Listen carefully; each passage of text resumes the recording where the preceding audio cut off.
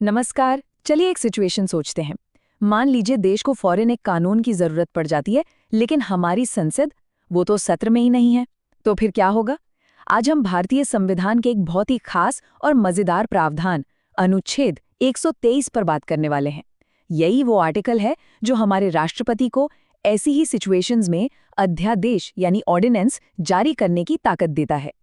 जरा सोचिए, देश पर कोई बड़ा संकट आ गया है और उससे निपटने के लिए तुरंत मतलब इमीडिएटली एक कानून चाहिए। पर एक प्रॉब्लम है, पार्लियामेंट तो छुट्टी पर है। तो क्या सरकार हाथ पर हाथ धरे बैठी रहेगी? क्या सब कुछ रुक जाएगा? बस यहीं से कहानी में एंट्री होती है आर्टिकल 123 की। तो इस सिचुएशन को थोड़ा और गहराई से समझते हैं।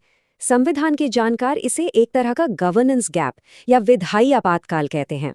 मतलब एक ऐसा वक्त जब कानून बनाने वाली मशीनरी यानी हमारी पार्लियामेंट तो काम नहीं कर रही, लेकिन देश को कानून की सख्त जरूरत है।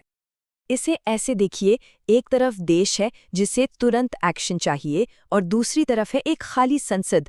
कानून बनाने का काम रुका हुआ है, पर देश की जरूरतें तो नहीं रुक सकती, है ना?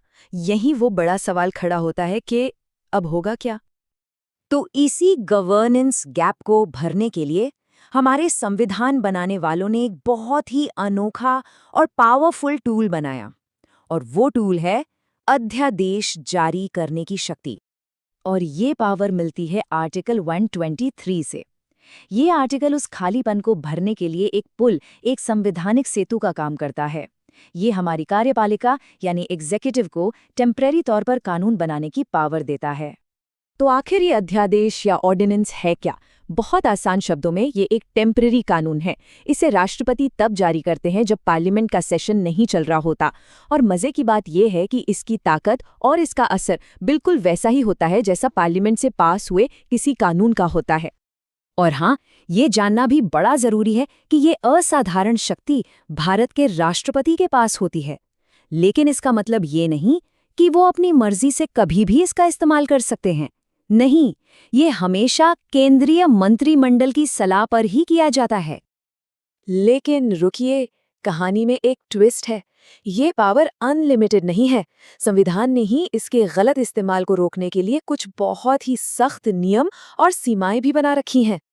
अध्यादेश जारी करने का एक पूरा प्रोसेस है। सबसे पहली और ज़रूरी शर्त, पार्लियामेंट के दोनों सदन या कम से कम एक सदन सेशन में नहीं होना चाहिए। दूसरी शर्त, राष्ट्रपति को इस बात का यकीन होना चाहिए कि हालात ऐसे हैं कि फौरन एक्शन लेना ही पड़ेगा। जब ये दोनों शर्तें पूरी होती हैं तभी अध्यादेश लाया जा सकता है। अब इस टेबल को देखिए।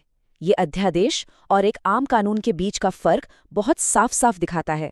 देखिए, कानूनी ताकत दोनों की बराबर है, लेकिन एक आता है कार्यपालिका से और वो टेम्पररी होता है, वहीं दूसरा विधायिका से आता है और वो परमानेंट होता है जब तक उसे बदला ना जाए। और जब हम कहते हैं कि ये टेम्पररी है तो इसका भी एक फिक्स टाइम है। एक अध्यादेश की ज़्यादा से ज़्यादा उम्र होती है 6 महीने और 6 हफ्ते। अब ये कैसे? देखिए, संविधान कहता है कि पार्लियामेंट के 2 सेशन के बीच 6 महीने से ज़्यादा का गैप नहीं हो सकता, और जब पार्लियामेंट वापस बैठती है तो उसके पास 6 हफ्ते होते हैं उस अध्यादेश को पास या रिजेक्ट करने के लिए। तो सबसे ज़रूरी बात यह है कि संविधान ने ये एक्स्ट्रा ऑर्डिनरी पावर दी तो है, लेकिन इसे कंट्रोल करने के लिए एक मजबूत सिस्टम भी बनाया है। ये शक्ति बेलगाम नहीं है। तो सवाल उठता है कि क्या राष्ट्रपति की ये शक्ति निरंकुश है? क्या इस पर कोई रोक टोक नहीं है? जवाब है जी नहीं, बिल्कुल नहीं। हमारे संविधान में चेक्स एंड बैलेंसेस की एक बहुत ही शानदार व्यवस्था है। सबसे बड़ा कंट्रोल तो खुद पार्लियामेंट के पास है। जैसे ही पार्लियामेंट का सेशन शुरू होता है, उस अध्यादेश को दोनों सदनों के सामने रखना ही पड़ता है। अब पार्लियामेंट चाहे तो उसे पास करके परमानेंट कानून बना दे या फिर उसे नामंजूर कर दे। और अगर पार्लियामेंट कुछ भी ना करे तो भी 6 हफ्ते के बाद वो अध्यादेश अपने आप खत्म हो जाएगा। और ये कंट्रोल सिर्फ पार्लियामेंट तक ही सीमित नहीं है। हमारी न्यायपालिका यानी जुडिशरी भी एक गार्जियन की तरह इस शक्ति पर नजर रखती है। अगर अदालत को लगता है कि कोई अध्यादेश गलत इरादे से या संविधान की मूल भावना के खिलाफ लाया गया है, तो वो उसे रद्द भी कर सकती है। तो आखिर में हम उस बड़े सवाल पर आते हैं जो इस पूरे टॉपिक के दिल में है। क्या आर्टिकल 123 एक जरूरी संवैधानिक हथियार है या फिर ये एक ऐसा प्रलोभन है जो सरकारों को संसद को बाईपास करने का मौका देता है? तो इस पूरी बातचीत से जो बड़ी बातें निकलकर आती है वो ये है कि आर्टिकल 123 इमरजेंसी के लिए एक बहुत ज़रूरी टूल है। ये सरकार को मुश्किल वक्त में काम करने की ताकत देता है, लेकिन साथ ही इसकी समय सीमा और पार्लियामेंट की निगरानी ये पक्का करती है कि इसका गलत इस्तेमाल ना हो। फिर भी इसका इस्तेमाल हमेशा से एक बहस का मुद्दा रहा है। तो हम आपको इसी एक सवाल के साथ छोड़कर जा रहे हैं। अनुच्छेद 123 एक ज़रूरी सेफ्टी वॉल्व है जो हमारे सिस्टम को चलाता रहता है, या फिर ये लोकतंत्र की प्रक्रिया में एक ऐसी खामी है जिसका इस्तेमाल संसद को नज़रअंदाज करने के लिए किया जा सकता है?